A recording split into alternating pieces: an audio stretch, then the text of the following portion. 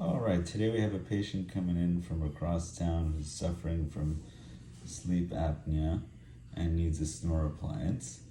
We scanned in his images, you could see right here, into our computer with no impressions, no gook, nothing going into the mouth other than a digital scanner.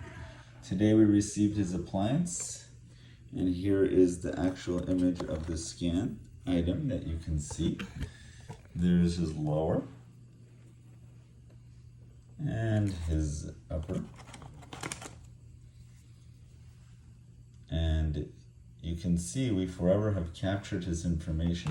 So if he ever needs a new snore guard or any type of appliance, we're here and we're ready to deliver. You can see everything is ready to go.